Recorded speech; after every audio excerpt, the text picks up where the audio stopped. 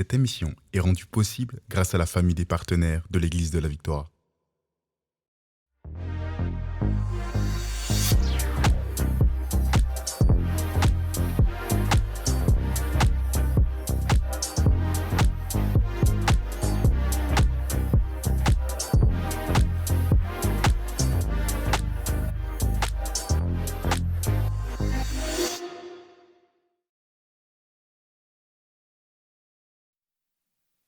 Bonjour à tous et bienvenue dans La Victoire d'aujourd'hui, votre podcast pour réussir dans tous les domaines et en fait tous les jours vous pouvez réussir dans tout.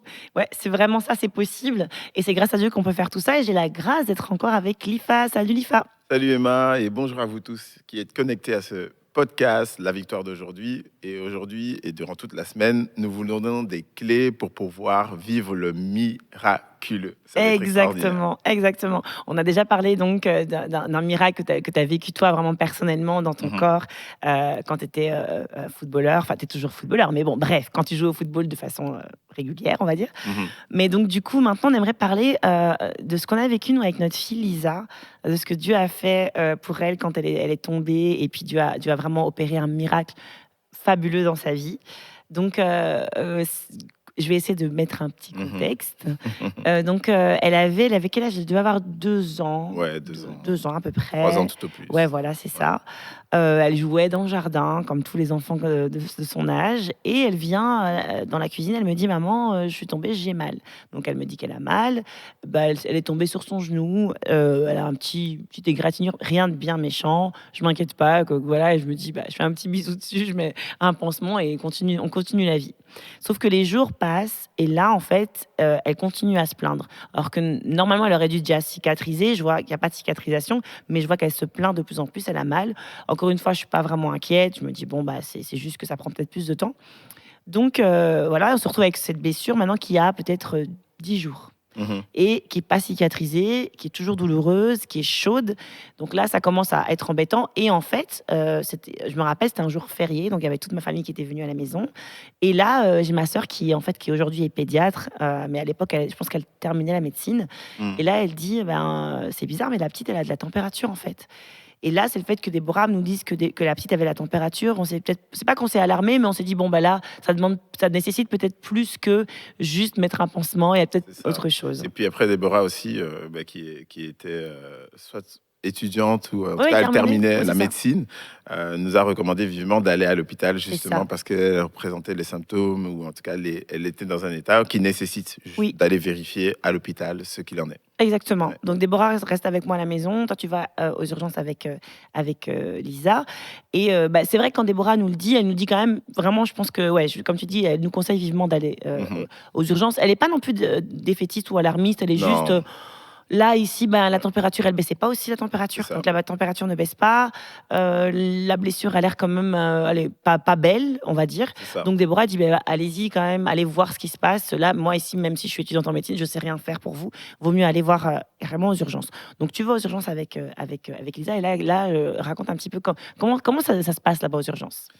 Bien, aux urgences, en fait, ils apprennent rapidement parce que c'est une urgence pédiatrique et puis, en tout cas, dans l'hôpital en Belgique, à ce moment-là, ils font Ouais, des procédures un peu plus rapides. Donc, ouais. on arrive très vite à être pris en charge par un médecin. Le médecin regarde un peu la plaie et il dit c'est vraiment pas beau. Et puis surtout, au fait, ils craignent un staphylocoque. Donc, c'est Mhm, une infection assez mhm, résistante. Et donc, ils prennent la prise de sang, ils font passer une batterie de tests et ils reviennent donc avec le verdict, la confirmation que c'est bien un staphylocoque.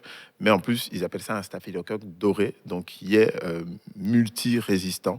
mhm, Donc là, il faut traiter par antibiotique, mais comme c'est un multirésistant, il faut que l'antibiotique soit donné par intraveineuse. mhm. Et donc là, ils mettent une belle dose d'antibiotiques par intraveineuse, donc ils la piquent et puis ils mettent un Baxter, etc. Ils nous disent, on va observer, voir un peu comment ça va réagir. Exactement. Euh, mais déjà, ils m'expliquent quand même que c'est quand même un truc quand même assez assez grave finalement Mmh. et qui nécessite une hospitalisation. Donc, Mmh. dès le départ, ils se C'est ça. prononcent sur l'hospitalisation. Comme ça, on est certain Mmh. que le staphylocoque doré peut être bien traité, parce qu'on ne peut pas le traiter ailleurs qu'à l'hôpital et par intraveineuse. C'est ça. Et donc moi, pendant tout ce temps, je suis à la maison. Donc je sais que les urgences, c'est rapide, Mhm. surtout pour un enfant. Donc je comprends pas pourquoi ça prend autant de temps. Donc Ouais. je suis avec Déborah, on est à la maison. Je crois que maman était pas là. Mais en tout cas, moi, j'étais avec Déborah. Et là, je dis, mais c'est bizarre quand même, ça traîne et j'ai pas de nouvelles. Ben, forcément, tu es à l'hôpital, tu vas pas commencer à m'appeler. Donc je pense que tu voulais vraiment m'appeler une fois que tu avais les informations. Mhm. Donc, et comme ils faisaient les tests, etc., ça prenait quand même toujours un peu de temps. Et c'est vrai que là, je suis pas non plus inquiète, mais je me dis, c'est quand même bizarre, ça prend du temps. Et 2 heures après, tu m'appelles, tu dis: «Emma, apporte une valise pour Sarah avec Ouais, pour Lisa pardon, avec, ses affaires, avec des vêtements et cetera, parce qu'elle va rester». c'est ça. Et là, je comprends pas parce que je me dis: «J'ai laissé l'enfant avec un petite blessure». OK, elle Mhm. avait un peu de température, mais tu sais, elle était quand même en forme et je comprenais vraiment pas. Mais bon, je dis: «OK», donc je prépare rapidement une valise. Encore une Ouais. fois, à ce moment-là, je suis pas vraiment encore inquiète. Je prends la valise, je mets des petits vêtements, mais moi, je me dis: «On va rester un jour là». Je prends aussi quelque chose pour toi, pour moi, comme ça on va dormir là et toi avec elle. Mhm. Puis j'arrive à l'hôpital et c'est là en fait que je me rends compte de la gravité parce que tout le monde est un peu inquiet. Oui. Le personnel soignant est beaucoup plus inquiet que nous. Je pense que nous, on n'avait vraiment pas conscience de la gravité. Et donc, le personnel soignant est vraiment là aux petits soins. Ils sont vraiment, ils viennent tout le temps vérifier la température qui ne baisse pas.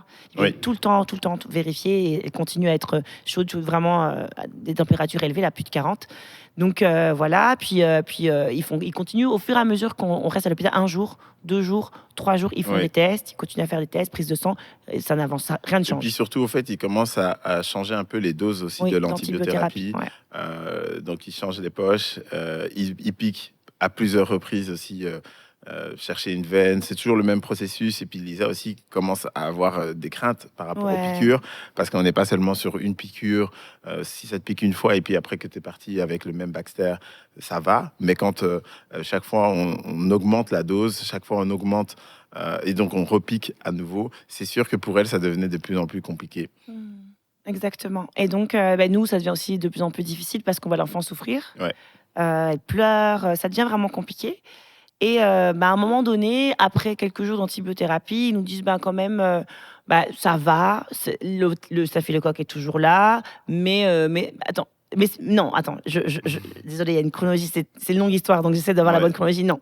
D'abord, à un moment donné, quand ça ne baisse pas, ils se disent: «Ça devient très, très grave». Voilà, Là, ils disent: «Il va falloir peut-être aller voir en bloc opératoire c'est ça, s'il n'y a pas moyen de gratter un peu la zone, donc au c'est niveau ça. du genou». Et ils disent honnêtement, là, ils sont très alarmistes, ils disent: si ça ne va pas, faudra peut-être penser à amputer». C'est ça.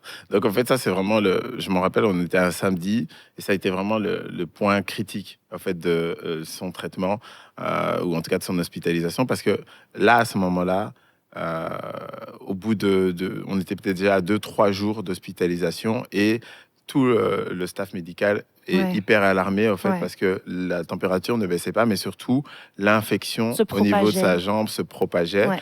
Et donc, ce que les médecins avaient constaté, et c'est pourquoi ils avaient contacté le bloc opératoire, c'est qu'une infection normalement qui était à la hauteur du genou s'était propagée dans les deux sens. Donc, quand on appuyait sur sa cuisse, il y avait du pus là, qui Mmh. sortait, là, l'infection sortait au niveau du genou, de la Ouais. blessure ouverte. Et quand on appuyait sur son mollet Mmh. aussi, il y Mmh. avait aussi de l'infection qui sortait au niveau toujours de la blessure de la plaie ouverte. Donc là, en fait, ce qu'ils disent, c'est que son pronostic vital est engagé. Ouais. Elle risque en fait une Septicémie. septicémie. Et donc, il faut contacter absolument convoquer le bloc opératoire. On va essayer de gratter la plaie. On va essayer d'essayer d'enlever un maximum de D'inflexion, d'infection. ouais. Mais en même temps, c'est risqué parce que quand on essaie d'enlever de l'infection, ça se propage. Oui, Donc, exactement. ils disent en même temps, ce qu'on fait, c'est qu'on convoque le bloc opératoire pour une amputation. Mmh. Et on était un samedi, et le samedi, habituellement, avec notre église, on priait. Et donc, on arrive au moment, justement, à l'heure où on devait prier. Ils convoquent le bloc opératoire. Et donc, moi, j'étais supposé normalement l'accompagner et rester devant la porte du bloc opératoire, mais je leur dis, Mais je peux pas, j'ai une réunion de prière et là, par rapport à à la situation qui est Je ne sais présentement rien là, faire. je ne peux rien faire. Mais par Non. contre, je connais quelqu'un qui peut faire quelque Ouais. chose. Donc, en fait, je le dis comme ça. Aujourd'hui, avec, avec du recul, c'est sûr que je me dis, c'est fou là, ce que je suis en train de leur dire. Et c'est vrai, ils m'ont vraiment pris pour un fou. Mmh. Mais même avec le recul, je me dis, c'était la meilleure chose à Bien faire. sûr. Donc, je pars prier. Ouais. Tu restes avec Ouais. elle. Je pense que ta maman aussi, la mamie Ginette nationale, est présente. Mmh. Et quand je reviens de la réunion de prière avec les jeunes, donc dans notre église, là, on avait une belle proximité. Donc je leur explique un peu la situation. Je dis on va déclarer vraiment la Mmh. guérison, etc. Et je reviens de la réunion de prière. En fait, je sais pas à quoi m'attendre. C'est ça. C'est-à-dire que en fait, Quand quand tu es je suis parti, parti, c'était il y avait vraiment un bloc le opératoire. branle-bas de combat. Tout le monde Voilà, était affairé sur le fait que c'était une urgence, qu'il c'est fallait ça. vraiment réagir et tout ça. Et Ouais. j'avais même coupé mon téléphone parce que je voulais être sûr de Ouais. vraiment être concentré sur chercher la solution en Dieu. Mmh. Et donc quand je reviens, je la vois assise sur son lit et en fait elle a le drap Bah oui, drap qui est d'hôpital, bah oui. sur elle. Donc Ouais. je me demande qu'est-ce qui se passe en dessous là. Est-ce Beh que oui. elle est vivante déjà? Amen, gloire à Dieu. Et puis Mmh. je sais pas ce qui se passe en dessous. Je sais pas si on l'a amputée. Et je m'approche et après du coup je touche et je vois elle a ses deux jambes. Elle a ses 2 Et jambes. je pose la question, donc, mais c'est quoi? C'est Qu'est-ce qui ça. s'est passé? Qu'est-ce qu'il y a eu là? Et ce qui s'est produit, c'est que quand ils ont voulu aller au bloc opératoire pour gratter, en fait, ils ont eu aussi des résultats d'analyse qui Ouais. montraient en fait que l'inflammation, bah, c'est pas qu'elle était partie, il y avait toujours le staph, mais c'était moins grave que ce qu'ils pensaient. Ouais, Donc, ils estimaient qu'on pouvait encore aller vers une mesure moins drastique que c'est ça. l'amputation et moins drastique aussi que bah, même gratter là, un genou sous bloc, en bloc opératoire. Ça reste une opération invasive. Donc, ils Mhm. s'étaient dit, bon, on va peut-être encore continuer quelques jours avec l'antibiothérapie, mais ils étaient moins alarmés en C'est fait, ça. parce que les Mais résultats, c'était même ils soulagé. étaient même soulagés parce que Ouais, bah, là, elle est petite, de 2 ans, ouais, amputée. Et puis même, ne fût-ce que le bloc opératoire, 2 ans, ils voulaient même pas, mais ils disaient c'est une question de vie c'est ou de obligé. mort à ce moment-là. Mhm. Puis après, avec les résultats, ils avaient dit, ok, donc c'est plus une question de vie ou de mort. Donc déjà, ça avait changé. C'est La ça. prière avait changé la situation, C'est ça ça. avait renversé C'est le ça. diagnostic de vie ou mort. Là, c'était devenu ok, on peut encore essayer avec les antibiotiques. Donc là, je reviens à ce que j'avais dit au départ, tout à l'heure. Donc Mhm. l'antibio fonctionne mais moyennement, mais ça fonctionne de mieux en mieux. Donc là, ils nous disent, vous pouvez quand même rentrer à la maison. On sent quand même qu'il y a du mieux. Ouais. On rentre à la maison, on fait même pas 24 heures à la maison, qu'en fait, on est rappelé parce qu'en fait, température, c'est reparti. On rappelle Ouais, à c'est l'hôpital, ça. on dit, ben les gars, ils disent, mais oui, et puis bah, eux, à chaque fois aussi, ils essaient quand même de savoir comment allait l'enfant. Et pourtant, on Mhm. était rentré à la maison avec des antibiotiques orales, Oui, par voie orale. ouais, Donc on continuait à la ouais, soigner. Mais température qui remontait dans des seuils énormes, la plaie toujours chaude, ouais, pas du tout cicatrisée, toujours du pu, peut-être même plus qu'avant. c'est ça. On dit, mais c'est pas possible. 24 heures de répit et puis on est Ouais. reparti. On retourne à l'hôpital et là, pareil, ils disent mais vraiment, c'est plus quoi faire avec l'enfant. Donc là, ils reprennent par intraveineuse. Lisa, elle en pouvait plus. D'ailleurs, Mais quand on lui oui, a dit qu'on devait repartir, elle pleurait. elle pleurait, ouais. Donc ils augmentent les doses, ils piquent partout. Mais en fait, là, ils ne trouvaient même plus de veine. Ouais, Donc, ils ont dû chercher à la hauteur de son pied ouais. parce que c'était plus possible. Non, Là. mais il avait piqué là dans les deux, Ouais. des deux côtés. Enfin, c'était vraiment. Là, c'était vraiment. Donc, quand on C'était retourne, critique quand même. on se dit, mais c'est pas possible.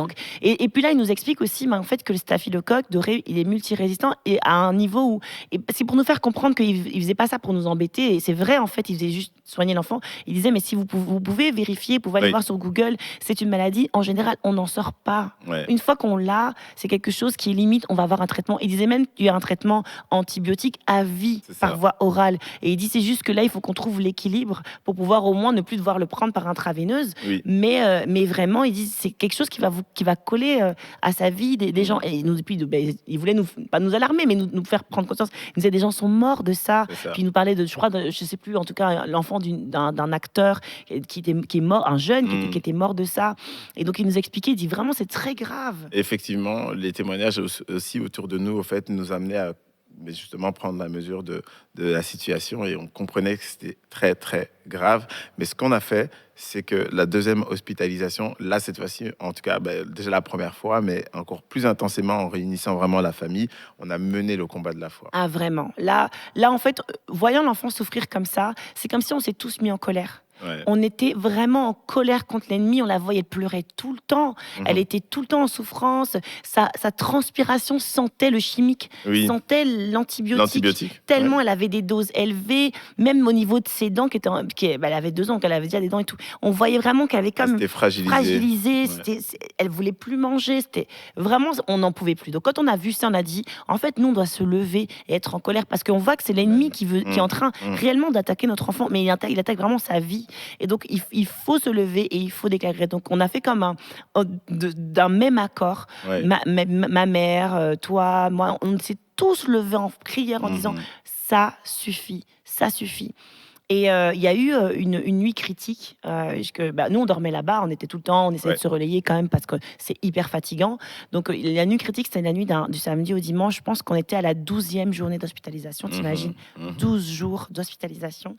Et là, la 12e journée, on n'en pouvait plus, Sarah n'en pouvait plus. Et Lisa, pardon, j'ai toujours Sarah, parce qu'elles se ressemblent. Donc, du coup, là, ils disent, en fait, ce samedi, ils disent, écoutez, on va reprendre une prise de sang, on va aller revoir on va aller carrément demander à un spécialiste qui est à l'hôpital Saint-Pierre, donc un autre hôpital, pour essayer de voir comment on pourrait doser. C'est ça. Mais en fait, là, peut-être que la seule solution, c'est de mettre un porte-à-4. Donc ça, on le fait par opération, si tu veux. Et donc, c'est une espèce de rond comme ça qu'on met sous la peau pour piquer dedans. Ouais. Tellement on ne trouvait plus aucune veine ni rien. Ils disaient, la seule solution, on a tellement été piqué, c'est de mettre, donc faire une opération et installer comme une espèce de... C'est un rond, en fait, où il pique toujours dedans, si tu veux. C'est ça. Et donc, ils me disent, ça, c'est ce qu'on va faire dimanche. Ça, c'est le projet de programme de dimanche. On va installer ça. On a envoyé les analyses de sang à l'hôpital Saint-Pierre. On verra ce qu'ils vont dire. Mais ça, c'est la meilleure solution parce qu'il faut encore augmenter les doses. Et on était là. Donc, ça, c'était donc le samedi. Ils nous disent ça, on n'en peut plus. Et donc là, on se met vraiment encore une fois en colère. On passe une nuit où elle passe une très mauvaise nuit, elle a mal, elle pleure. Oui. Mais nous, on prie. Nous, on dit là, on se lève. Je pense pas qu'on a dormi. On a prié. Ma mère priait de son côté. Tout le monde priait. Et on a dit qu'on... Bizarrement, Vas-y. en fait, on s'était pas vraiment, en fait, on n'avait pas échangé, en fait. On s'était pas coordonné, mais chacun sentait qu'il fallait vraiment mener le combat de la foi, mener le combat spirituel. Et donc, en fait, chacun dans sa maison s'est levé, chez même ton grand frère s'est levé. Et durant la nuit, en fait, chacun était vraiment comme dérangé pour commencer à mener le combat par rapport à cette situation. Exact. Et c'est sûr que les autres nuits, on avait aussi, les autres jours et les autres nuits, on avait aussi toujours ce même désir de prier, ce même désir de combattre. Mais cette nuit-là particulièrement, Oui. une bonne partie de la nuit, tout le monde au même moment Oui. était levé en train de combattre le bon combat. C'est comme si on sentait que c'était un moment critique Oui. dans l'histoire de son hospitalisation. Exactement. Et c'est même un moment où mon frère, chez lui, il voit comme il déclarait, vraiment, comme s'il voulait, il sentait qu'il devait comme tuer le staphylocoque. C'était vraiment spécial. Hein.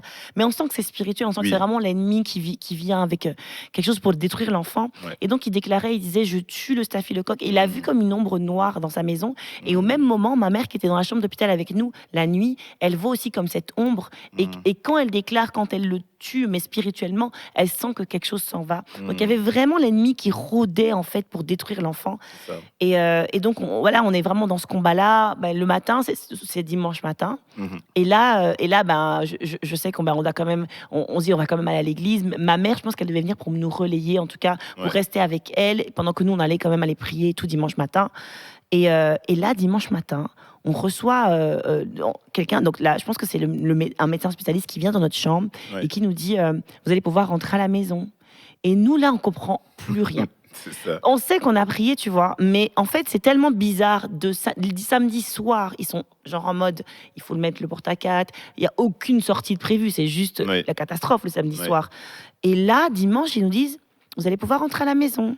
On se demande même quand. Voilà. Et là, il dit non, mais là, maintenant. Là, on joue aussi un bon de sortie. Et là, je me dis non, mais on veut soigner l'enfant. Je commençais même à me dire qu'il pensait, parce que j'allais aller à l'église, qu'il pensait que je voulais plus soigner mon enfant. Je dis non, on veut soigner l'enfant. Qu'est-ce qui se passe? Et il dit, mais en fait, il n'y a plus rien. Les dernières analyses qui sont tombées le dimanche matin montraient même plus de traces du staphylocoque. C'est-à-dire que tu ne rentres même pas à la maison avec des antibiothérapie par voie orale. C'est-à-dire que tu ne prends plus aucun traitement. Terminé. Ils disent vraiment, on ne sait pas l'expliquer. Là, les analyses ne démontrent rien, aucune trace du staphylocoque dans son sang. C'est parti complètement. Et là, on se dit, mais c'est fou, c'est fou. Donc on habille l'enfant et ma mère arrive et je dis: «Maman, on part». Elle me dit: «Mais comment ça on part? Oui, vous allez à l'église». Mais moi je reste avec la petite, je dis: «Non, on sort tous». C'est ça. Elle comprenait, elle pareil aussi, elle est en stress, mais non, mais il faut laisser l'enfant à l'hôpital. Je dis: «Non, l'enfant est guéri, Le l'enfant». traitement est fini. Et vraiment, c'est cette nuit-là, durant la nuit, c'est vraiment un miracle qui s'est passé. Parce qu'en fait, on passait d'analyse en fait, qui était assez encore, on va dire, alarmant. Et le lendemain, c'est juste qu'il n'y avait plus aucune trace. Durant la nuit, le miracle s'était produit. Ouais, Dieu l'avait guéri. vraiment. C'est ça, en fait, c'est vraiment, on a mis notre foi là-dedans. On s'est pas de manière coordonnée, mais de commun accord. On s'est levé, chacun dans notre coin, pour déclarer, pour mener le combat de la foi, pour mener le combat spirituel. Et il y a eu la victoire au bout. Et c'est vraiment ça qui se passe avec Dieu. Des fois, on peut être comme ça, en fait, malade, mais derrière, ce sont des attaques, ce sont Oui. des oppressions. Oui, oui, oui. Et là, en fait, dans ces moments-là, bien sûr, tu vas continuer à déclarer la guérison. Mais au fait, dans ces moments-là, ce qu'il faut faire aussi parallèlement, c'est mener le combat spirituel, déclarer vraiment que l'ennemi qui se cache derrière cette C'est maladie ça, c'est soit ça, terrassé. c'est Et ça. c'est sûr qu'il y a ce genre de maladie particulière-là qui se cache derrière une attaque. Et c'est sûr que à ce moment-là, en fait, il faut mener le combat. Il ne faut pas juste se limiter à déclarer la guérison. Oui, Parce c'est qu'en vrai, fait, c'est vrai. la guérison, on sait que c'est comme les vestiges, les traces encore de la malédiction. Et la malédiction a maladie, ouais. été, et la maladie, pardon, Ouais. et des traces, des vestiges de la malédiction. Mais cela a été vaincu Oui. par le nom de Jésus. Amen. Donc, on peut déclarer la guérison, on peut vivre la santé divine. Mais quand il s'agit maintenant d'attaque de l'ennemi, il faut en plus parallèlement mener le combat spirituel et déclarer que Satan a été vaincu là. T'as pas de Exactement. place dans la vie de mon enfant. Et c'est tellement vrai parce qu'en fait, ce qui s'est produit, c'est que on a comme, c'est comme un discernement. On a tous discerné ici, là, c'est une attaque Mhm. sur la personne de notre enfant. Mhm. L'ennemi est en train de vouloir tuer quelque chose en elle, la tuer littéralement, mais aussi particulièrement sa jambe, en fait. Et on sentait qu'il avait... mais à ce moment-là, elle a 2 ans, on ne sait pas ce que l'avenir lui réserve. C'est ça. On ne sait pas du tout, en fait, ce que... On avait pu comprendre qu'elle avait...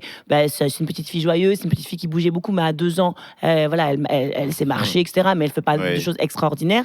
Mais en fait, avec le recul, aujourd'hui, on a vraiment compris, maintenant qu'elle a 10 ans, on se rend compte que c'était littéralement une attaque sur le don Sa qui était en destinée, elle, ouais. sur la destinée. En fait, l'ennemi lui savait très bien que en elle, il y avait une destinée d'une championne olympique. Il Oui. le savait très Ouais. bien. Et donc, amputer l'enfant, tuer l'enfant, ça tuait en fait le rêve, ça tuait la Oui. destinée, ça tuait quelqu'un qui allait aller un jour aux Jeux Olympiques parler de Dieu et Mhm. déclarer. Lui, ce qu'il voulait surtout pas, c'est ça, c'est toute la lumière qu'il va y avoir sur elle, parce que Ouais. la lumière est réellement sur elle. Eh bien, pour glorifier Dieu, il voulait pas ça, et donc Ça. il a combattu particulièrement son nom. Et nous, à ce moment-là, vraiment, je vois tellement Dieu qui nous a tous ouvert les yeux. Mhm. C'est comme un discernement global. Tout le monde a compris. Clairement, c'est ça. À ce moment-là, on ne savait pas, mais on savait que c'était une attaque. Ouais. On savait, on a dit non, ici, là, c'est quelque chose qui veut attaquer l'enfant. On doit Mhm. absolument chasser, détruire les plans de l'ennemi.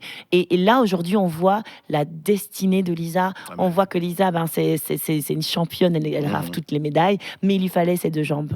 Amen. C'est ça. Ouais, vraiment, c'est C'est fou. merveilleux c'est merveilleux aujourd'hui de voir après, avec le recul, de voir Lisa en fait grandir et de voir Lisa pouvoir utiliser en fait tout son don, tout son potentiel et de se dire, euh, un jour elle a été attaquée, mais heureusement que nous avons un Dieu. Mhm. Heureusement que le Seigneur l'a préservé. Heureusement qu'il nous a donné le discernement Vraiment. pour comprendre en fait ce qui se tramait derrière cette maladie. C'était vraiment Un complot. un complot Mm. contre sa vie, contre sa destinée, et qu'il fallait absolument utiliser les armes en fait que nous avons reçues. Wow. Car des fois, quand on n'est pas alerte comme ça, là, on peut juste se dire c'est rien, Mm. mais c'est pas rien. Ouais, C'est vraiment en clairement. fait que c'est ce que Satan veut faire. Son job, c'est égorger, voler, détruire. Il y a un pasteur qui nous dit qui aime bien dire dans notre équipe là que Satan, lui, il est appliqué dans son job, tu vois. Vraiment. Et c'est pour ça que nous aussi, on doit être appliqués Oui. dans notre job, dans Ouais. notre fonction en tant que croyant. On a l'autorité et on peut être appliqué dans ce job-là de combattre avec les armes de Dieu. Exactement, on a combattu le bon combat et on a Yes. remporté grâce à Dieu. C'est vraiment un témoignage, je trouve, extraordinaire de voir Mhm. vraiment ensuite vraiment la progression et ce que Lisa aujourd'hui est devenue et ce qu'elle va devenir. Amen. Accrochons-nous bien parce qu'elle va aller très très très loin Amen. parce que Dieu a gagné dans sa vie encore. Donc merci beaucoup d'avoir été avec nous. C'est à chaque fois une joie de passer ce temps avec vous. Si vous êtes bénis, n'hésitez pas à m'envoyer un mail à emmanuel.bombele@églisedelavictoire.com. Je me ferai une joie vraiment de parler avec vous. Si vous voulez aussi connecter avec notre église, avec tous les programmes, parce qu'on propose tellement de programmes, n'hésitez pas aussi à aller voir donc la page YouTube de notre église, donc la page YouTube de l'église de la Victoire. Et d'ici à la prochaine fois, rappelez-vous de ceci, c'est qu'en Jésus, nous sommes tous richement bénis. Vous êtes bénis par les messages révolutionnaires de l'Église de la Victoire. Prenez part à cette œuvre qui transforme des milliers de foyers en visitant dès aujourd'hui semer.ca. Devenez un partenaire mensuel ou un bâtisseur ou paramétrez vos dons de façon automatique en toute discrétion et sécurité. 100% de ce que vous semez sert à annoncer l'Évangile. Merci de croire avec nous. Semer.ca